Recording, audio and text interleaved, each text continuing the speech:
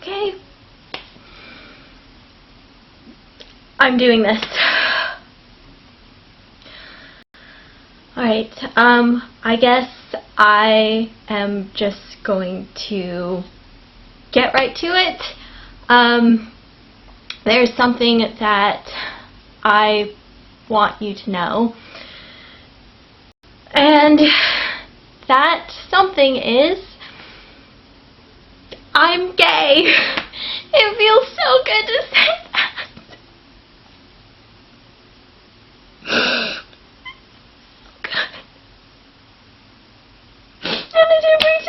I'm shaking right now because this moment is real and it's here and I've been waiting for this a long time. So I am sitting here today because I care about you guys. You have been a part of my life for the past, almost 6 years, and this is a really big part of my life, and I want to sit down and talk to you and have this conversation just like I've had this conversation with friends and people who are close to me in my life. I guess the only place that I really know where to start is with a question that I got asked a lot, and that is how/when did you know that you were gay? This is a simple yet complicated answer. Simple because it's just something that I've always known from my earliest memories, but complicated because it's hard to put that into words to describe that. It's just been there. This is not something that I chose. It is something that is a part of me and has always been a part of me. I remember, being as young as 4 because I was in daycare and living my life as probably my truest and purest self because I didn't really have anything else influencing me. I was just going about my life as a kid, and my natural attraction was towards girls. All my crushes were exclusively on girls.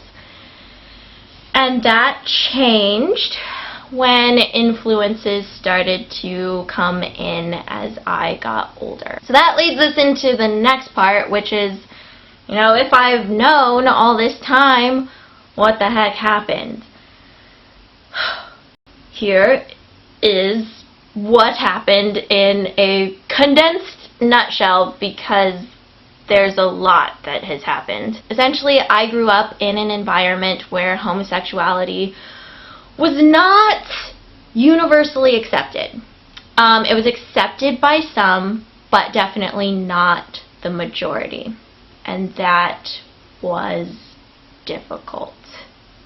Very difficult. I'm not going to go into specific details because this is something that is very, very personal, and I want to keep that private. I felt the need to take this part of me and put it in a cabinet and lock it up really tight, and I shoved it in a corner because I basically was seeking love and approval.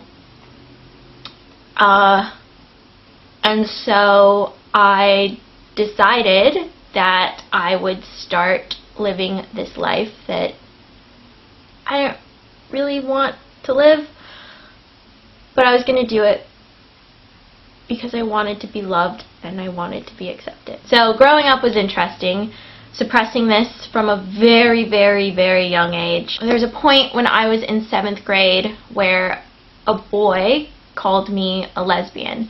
And to be perfectly honest, I was definitely probably staring at girls in my classes. I know I definitely did this because I would think about what it would be like to hold their hands and kiss them, and I probably stared a lot. I don't know what compelled him to call me a lesbian exactly, but he did. At the time, I didn't know what that meant.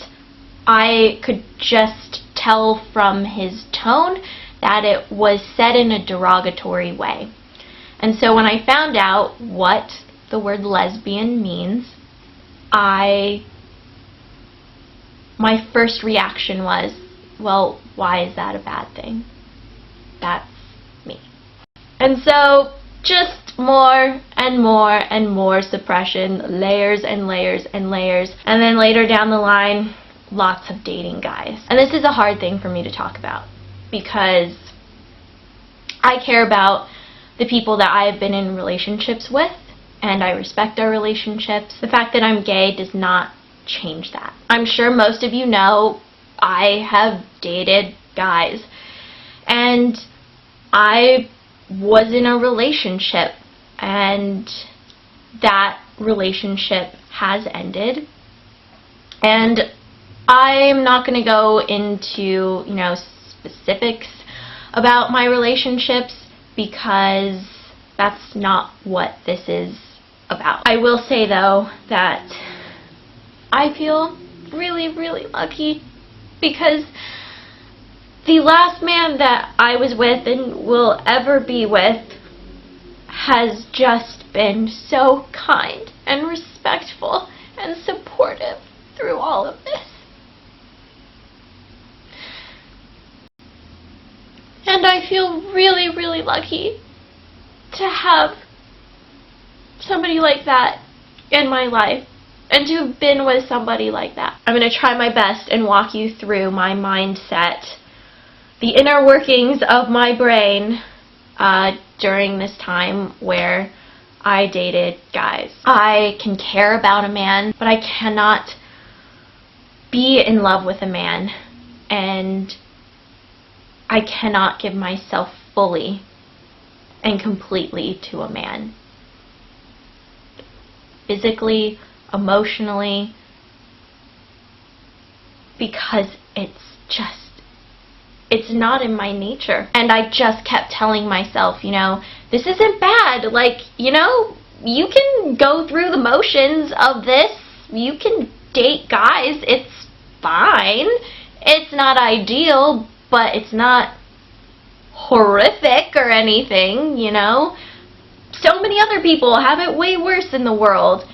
And I was just living this quietly unhappy life, where I just kept telling myself, essentially, that I wasn't worthy of happiness and that I wasn't worthy of true love coming from both sides, and I didn't deserve it. That's essentially what I was telling myself this entire time. I've had this wall up for so much of my life, but it wasn't like this brick or stone wall. I've described it to my friends as this glass wall where you could see me, but you were never getting all of me because there was still that barrier there. And I pushed so many people away, especially girls and women, because I was afraid. I was afraid of getting too close and developing feelings, and then just I didn't even want to know what would happen. I was so afraid, and I felt like I did not deserve to be happy. I was in this constant cycle of distraction and suppression. Distraction and suppression. Distraction, running around and dating guys, and then suppressing everything that I was really, really feeling on the inside and pushing people away that could have added so much to my life and could have helped me. But I wasn't ready. And one of the hardest things for me is I have harbored so much guilt over the years because of, my relationships, and because I knew that I wasn't giving myself fully. It sucks to know that you've put another person through that and you've kind of dragged them through the mud with you while you're just so confused and just all over the place. I eventually realized and came to terms with the fact that I will never, be able to fully give myself to a man. And a real relationship, it's a two-way deal. It's not one-sided. One person shouldn't just be spewing love onto the other one while the other one's like, ee, or running away. Both people should be in the relationship.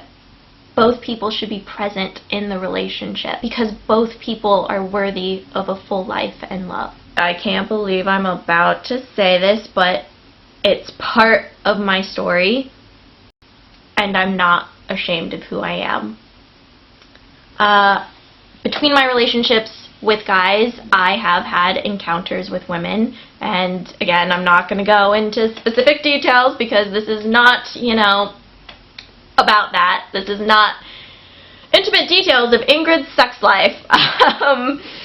So, yeah, this is very different. But I will say that when I have kissed girls with no feelings attached, it felt, oh my God, like this is what I'm supposed to be doing. I remember thinking in my mind, this feels pretty good, and I don't even have feelings for this person. Imagine if I had feelings. Shit. Suppress, suppress, suppress, suppress, suppress. Shove it down, shove it down, shove it down. So now let's fast forward to last year. 25 was definitely one of my most challenging years of life to date. I was struggling with a lot of things internally, this being the main thing. There was a point last year where I dropped everything and left for New York for a couple months. It's because this part of me was coming out, and there was nothing I could do to stop it. I dropped everything and I just had to get out. And I just had to be on my own and explore myself and just be with myself, because I had never really spent time with myself like that before. And I remember being in New York and finding this song called Secret. There's a part in the song where it says, "And now I know I can't deny my nature." And when I heard that part, I freaking lost it, because I knew that this was on the horizon. I knew that I was going to be taking this piece of me out of that cabinet. I didn't know how, I didn't know when, but I knew it wasn't going to be easy because I was so afraid of, hurting somebody else. I was afraid I was being selfish. That I could just stay in this and it would be fine and okay. And I kept telling myself, it's not fair to anybody. It's not fair to me. It's not fair to a person that I'm in a relationship with if I'm not giving myself fully to them. If I can't actually really, truly, deeply love all of them, what am I doing? They deserve a full life. I deserve a full life. And the day that I told my first friend, I just remember waking up and feeling like, I gotta get outside. I need to get out. So I got in my car and I just drove. I had no direction whatsoever, and I just got out and drove and drove and drove. And I drove for about 50 miles up the coast. And I stopped when I felt like it felt right. I pulled over and I sat on this rock that was overlooking the ocean, and I sat there for a while. And the thing that kept playing over and over in my head was, we all deserve our best chance. And it's time for me to give myself my best chance. I just felt like I was going to burst if I didn't tell somebody. The first person that came to my mind was my friend Kat.